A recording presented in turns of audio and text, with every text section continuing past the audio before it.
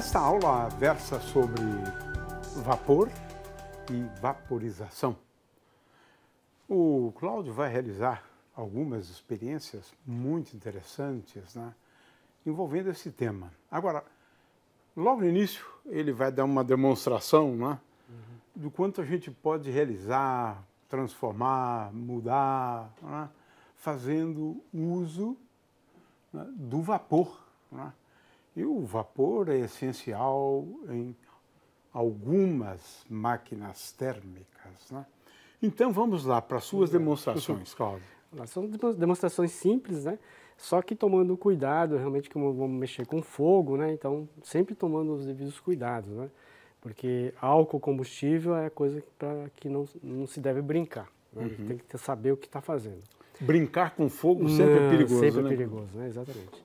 Bom, a primeira experiência, ao contrário do que nós vimos na aula passada, a água, quando muda de estado físico, líquido, vapor, ele ocupa um volume milhares de vezes maior, né? Então aumenta a pressão e tudo mais.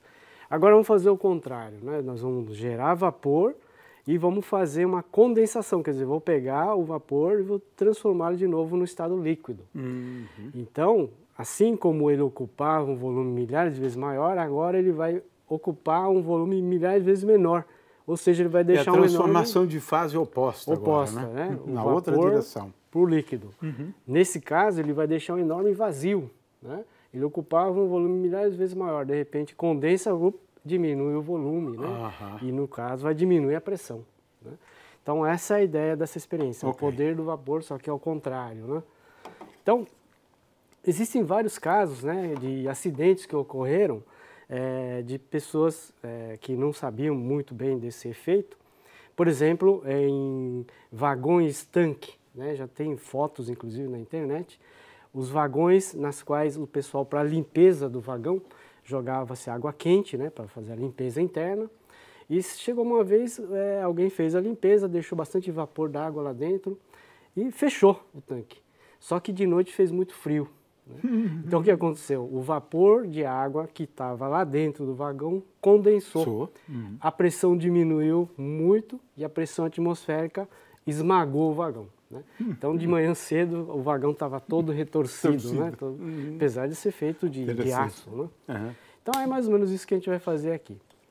Bom, aqui uma latinha de refrigerante, né, de alumínio, e eu coloquei aqui uma fita crepe só para diminuir um pouco a abertura, né?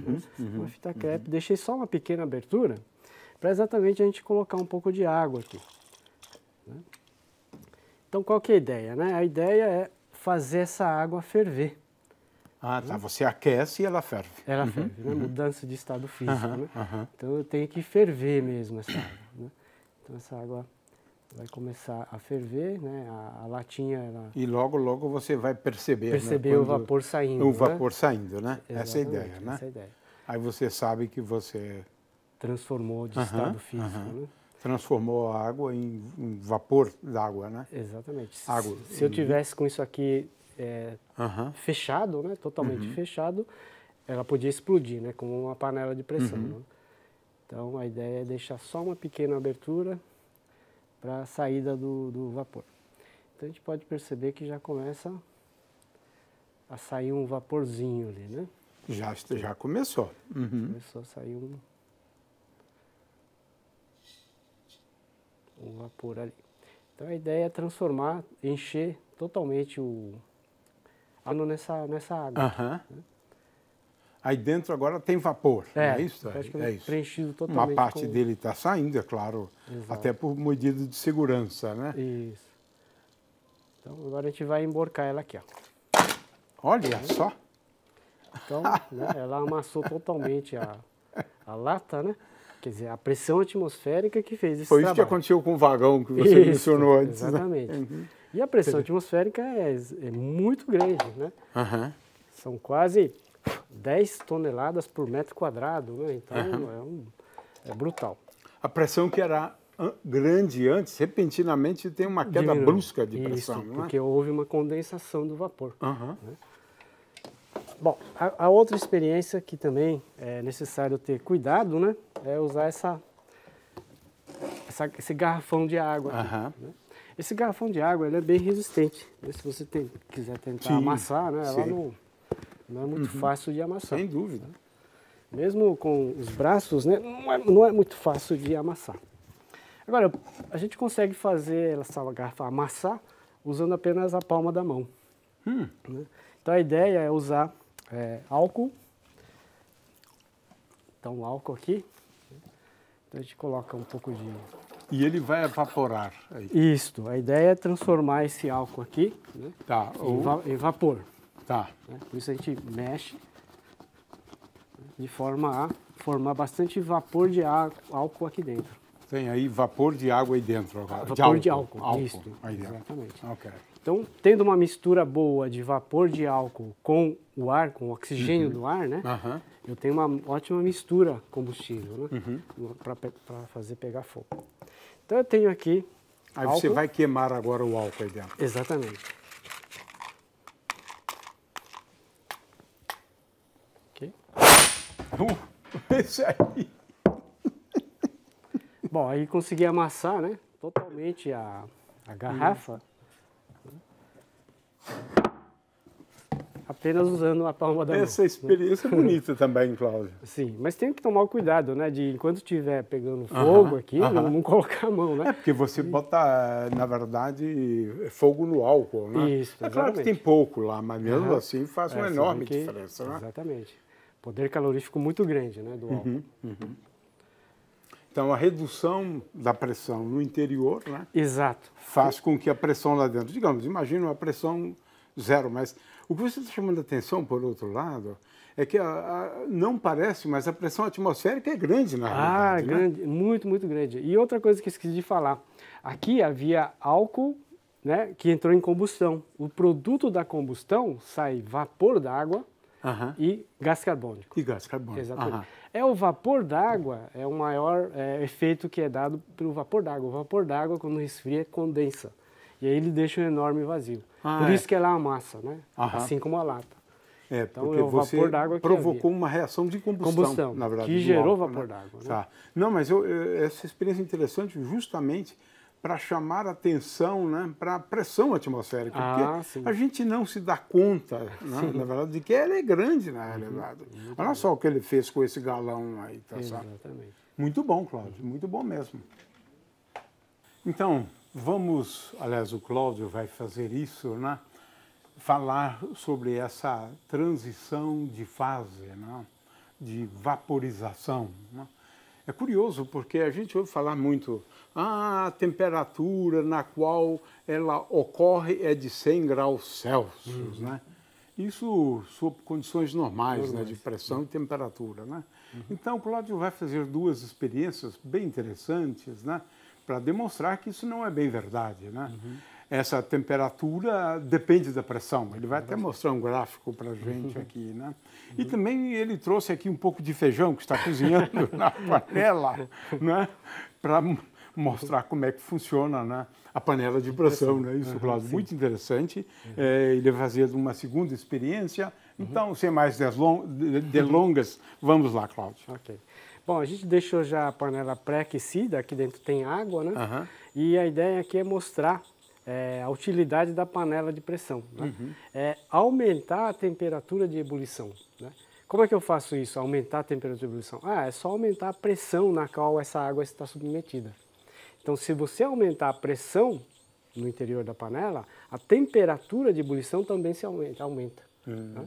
Se aumentamos a temperatura de ebulição, ou seja, a temperatura da água em ebulição não vai mais ser 100 graus, vai ser acima disso, os alimentos cozinham mais rapidamente. Então, essa que é a ideia da panela de pressão. Então, só para recapitular, né?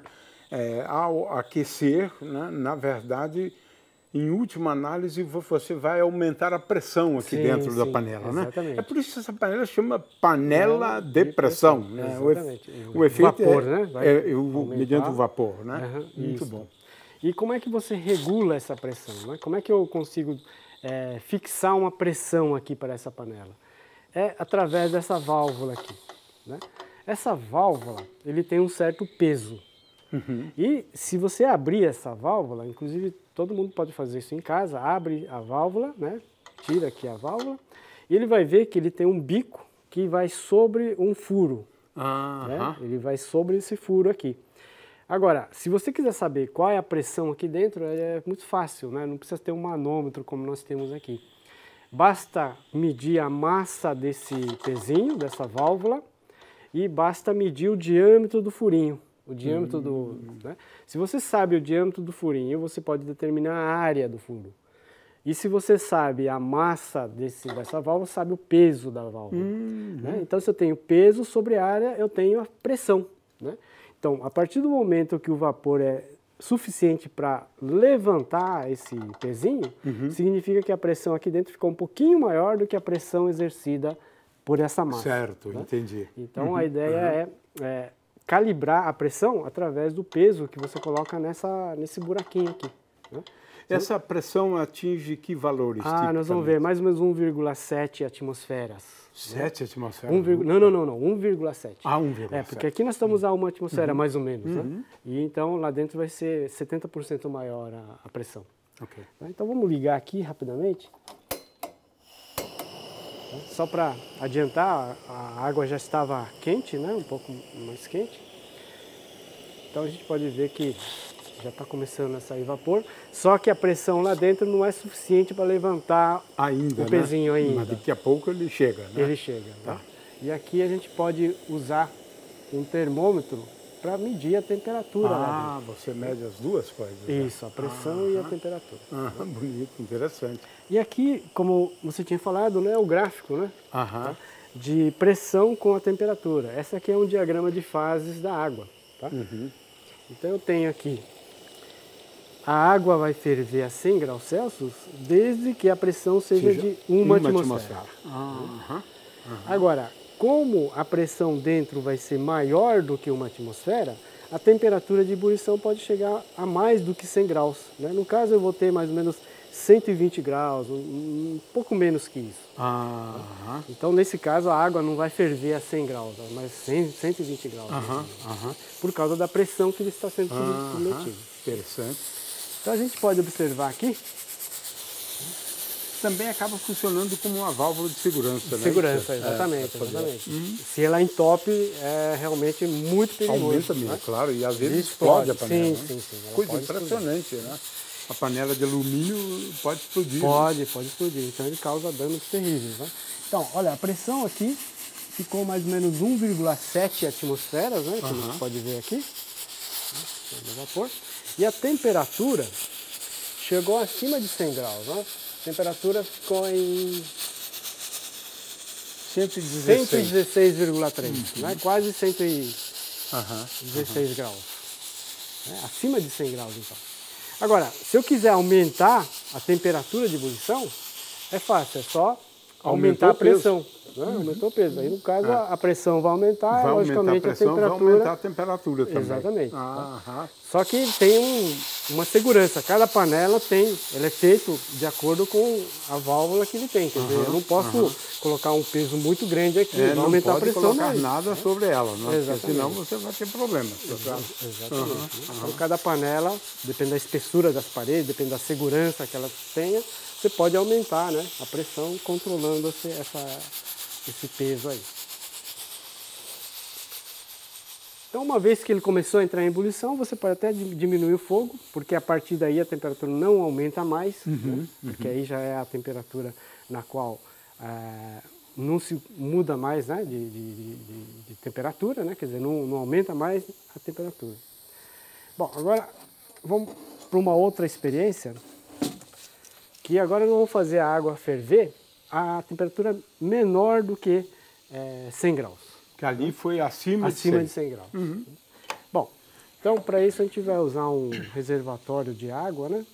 Um vidro bem fino, que tem água, tá? E uma seringa. Então, qual que é a ideia? A ideia é primeiro esquentar essa água aqui. Então, como nós estamos em São Paulo, né? A temperatura de ebulição da água aqui em São Paulo é da ordem de 98 graus. Aqui não é 100 graus, né? Porque a pressão atmosférica aqui é menor do que a pressão... porque estamos acima do nível do mar, né? Exatamente, né? Uma certa altitude. Se nós formos para La Paz, na Bolívia, a temperatura de ebulição lá é bem menor, né? Chega a ser 70, 80 graus. Então, se você for tomar um chá de coca com água fervendo, você vai tomar e vai achar que está morno o chá, né? Porque, na verdade, a água lá ferve a menos de 100 graus. Bom, então, nós vamos esquentar um pouco a água aqui. Você percebe que a água não entrou em ebulição ainda, né? Mas está quente, mas não entrou em ebulição. Agora eu posso fazer essa água ferver, mesmo a temperatura menor do que 98 graus, né? Basta diminuir a pressão. Você vai reduzir a pressão. Puxando o êmbolo aqui, olha. Ia ser bonito. Aí começou a ebulição. Né? Aí olha só. Né? Aqui é ebulição, aqui não é ebulição. Então, como a pressão aqui diminuiu, a ebulição ocorre numa temperatura menor do que 100 graus. Né? No caso, menor que 92 graus aqui em São Paulo. Então, essa é a experiência, quer dizer, a temperatura de ebulição depende da pressão. Muito bom. A seguir, o Cláudio vai realizar experiências, né, envolvendo esse fenômeno de vaporização, né? Isso tem a ver, então, com as máquinas térmicas, já chamamos atenção para isso, né? Mas ele vai nos brindar com algumas experiências que são muito lúdicas, né? Olha só os passarinhos dele, né? São bonitos, né? Mas realmente é bem interessante, Cláudio. Vamos lá, explica isso para a gente. Então, esses passarinhos aqui, aparentemente, eles funcionam sem energia, né? Eles ficam mexendo o tempo todo aí e não tem, aparentemente, nenhuma coisa acoplada a ela. Mas são máquinas térmicas, né? São exemplos de máquinas térmicas, tá? Bom, acontece o seguinte, todo objeto que tem umidade, essa umidade tende a evaporar calorias. É porque para evaporar, né, demanda energia. Demanda energia, mudança de fase, né? Exatamente. Okay. Então, eu tenho água aqui sobre a cabeça aqui do passarinho, né? Está úmido, essa água vai tender a evaporar para o ambiente, né? Mesmo sem estar a 100 graus, né? Quer dizer, a cabeça não está a 100 graus, mas isso não quer dizer nada. Algumas moléculas de água, eles têm temperatura suficiente para evaporar. Né? É uma estatística, né? Aqui tem moléculas frias, como quentes, com a mesma temperatura, e algumas delas conseguem evaporar. Aqui embaixo é a temperatura ambiente. Então eu tenho uma máquina térmica com as duas fontes. Quente é aqui, ambiente, e fria operando lá em cima. Exatamente. Como ele evapora, rouba calor, resfria a cabeça. Então aqui eu trouxe um outro passarinho sem nada coberto para mostrar exatamente esse efeito. Aqui eu tenho álcool, né? Álcool com corante. O álcool ele consegue evaporar mais rapidamente, né? Então a gente consegue ver o efeito mais fácil, né? Então a gente molha um pouquinho aqui de álcool, coloca aqui na cabeça. Álcool evapora mais rápido, né? Exatamente. Até, isso. Retira calor, né? Retira calor, né? Pela evaporação, a gente pode observar que o líquido vai começar a subir. Né? Que interessante. Como aqui vai ficar mais frio, a pressão diminui. A pressão diminui. Exatamente. A cabeça fica pesada, né? E ele tomba, né? Tomba e vai ali no copo. A partir do momento que ele tomba, a gente pode observar que o líquido é liberado aqui, ó. O tubinho é liberado aqui. Aí sobe vapor, né? E a hora que sobe vapor, a pressão em cima e a pressão embaixo fica igual. Né? E aí, se assoprar, ele evapora mais rápido ainda, exatamente. Convecção forçada, né? Tá, então isso é o passarinho sedento, né? O funcionamento dessa máquina térmica, né? Então, toda a evaporação gera diminuição da temperatura, porque para mudança de estado eu preciso de calor. Isso, por exemplo, ocorre nas moringas de água, né? Antigamente se usava muito aquelas moringas feitas de barro, né? E aquilo ali suava, quer dizer, havia uma evaporação da água através dos poros da moringa. E isso fazia com que a água ficasse mais gelada, ficasse com uma temperatura menor que a temperatura ambiente. Era uma maneira de gerar frio, né? Através da evaporação. E é mais ou menos isso que a gente vai mostrar agora, né? É o princípio, por exemplo, da geladeira. Como é que a gente consegue gerar frio? As máquinas térmicas precisam de fonte quente e a fonte fria. Né? A fonte quente e calor passando da fonte quente para a fonte fria e você gera trabalho. Agora, o contrário também pode ocorrer, só que aí eu tenho que injetar trabalho. Né? Então, nesse caso, a geladeira funcionaria através da injeção de trabalho. Bom, a ideia aqui é o seguinte, isso aqui é chamado crióforo de Wollaston. Né? Esse crióforo é o princípio de uma geladeira. Né? Então, aqui eu tenho um líquido bem volátil, né? No caso aqui é clorofórmio, tá com um pouco de corante. E aqui não tem ar, foi tirado todo o ar aqui, certo? Tá aqui é clorofórmio e aqui tudo é vapor de clorofórmio. É vácuo. Todo preenchido com vapor desse líquido aqui, não tem ar. Então a ideia aqui é mergulhar essa parte aqui no gelo. Né? Então nós vamos mergulhar ele no gelo. Aí você que se segurasse aqui só para sentir, né? Só para sentir. Eu vou colocar no gelo. Nossa, resfriou completamente. Nossa, frio. Interessantíssimo. E se você abrir a mão, a gente pode observar, né, esse líquido em ebulição. Né? Veja, aqui está a temperatura ambiente. Né? Mas nesse ponto aqui, geladinho, gelado. Muito gelado, bem gelado mesmo. E a gente pode observar que de repente começa a aparecer o líquido aqui, ó. E sem cor. Ele evaporou, né? Exatamente. Então, o gelo fez com que parte do vapor desse líquido que estava aqui dentro, né, ele se condensasse. Se condensou. Né? Então, aqui uma condensação aqui do líquido. Inclusive sem o corante, né? Interessante. Uma destilação, né, fracionada. Aí, nesse caso, como esse vapor condensou, diminui-se a pressão aqui dentro. Se diminui a pressão, logicamente, mais líquido vai evaporar. Né? E essa evaporação vai ser às custas do calor aqui em volta dele. Então, no caso da geladeira, né, aqui seria o ponto onde você congela, no congelador ali. Né? E aqui seria a parte de trás da geladeira que tem que jogar o calor fora, né? Porque houve condensação. Então, aqui houve calor para fora. Né? Então, esse é o princípio, né, de uma geladeira. Tá? Se quiser fazer mais uma vez, aqui eu tenho um outro. Então, basta segurar aqui. Né? A gente pode observar que, de fato, ele gela. Agora sim, agora está sendo bem eficiente. E rapidamente a gente pode ver que desse lado aparece o líquido.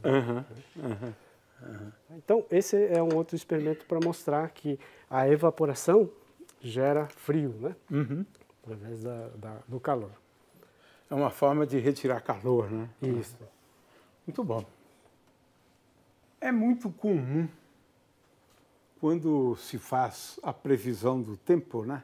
Dizer, amanhã vai estar muito seco, amanhã vai estar muito úmido. Né? Na realidade, existe uma forma da gente quantificar isso, né? Melhor, né? Dizer exatamente o que a gente está querendo dizer com isso, né? Isso do ponto de vista científico. Mas, às vezes, se usa e, às vezes, não, né? Esse conceito é da umidade relativa do ar, né? E sobre isso que o Cláudio vai discorrer um pouco e também mostrar algumas experiências. Bom, na verdade, a umidade relativa do ar ela se tornou bastante importante nos dias atuais por causa do conforto térmico, né? Então, às vezes, numa mesma temperatura, dependendo da umidade relativa, se torna agradável ou um ambiente super desagradável, apesar da temperatura ser a mesma, né? Então essa é a tal do conforto térmico, depende também da velocidade do vento, se estiver num lugar fora, né? Agora, o vento vai favorecer na evaporação, né? Então, isso é que é importante na umidade relativa, dependendo do ambiente. No Japão, há pouco tempo atrás, morreram muitos velhos, exatamente pela economia de energia elétrica que estava se fazendo, né? Desligando-se os ar-condicionado, né? Dos locais onde eles estavam, morreu muita gente por causa disso, né? O desconforto térmico, né? Muito quente e úmido.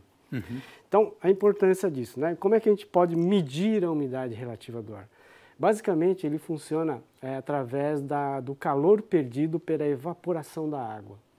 Então, se usa dois termômetros, né? Um termômetro, se tiver um termômetro em casa, é possível já fazer essa experiência. Primeiro, mede-se a temperatura com ele seco, né? Quer dizer, a gente chama de termômetro de bulbo seco, né? Na verdade, é um termômetro normal, né? A temperatura, quer dizer, exposto ao ambiente, né? Então, mede-se a temperatura do termômetro de bulbo seco. Aqui no caso, deixa eu dar uma viradinha, aqui está 20,4 graus, né, a temperatura ambiente agora. Uhum.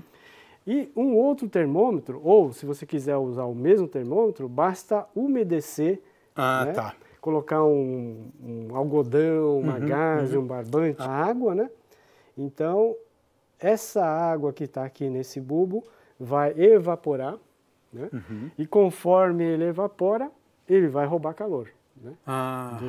Certo. Então a gente pode observar que a temperatura do bulbo úmido está 17,1. Olha só, faz uma boa diferença. Boa diferença, quase boa diferença. Né, 20,4 e 17,1, quer dizer, quase 3 graus de diferença. Né?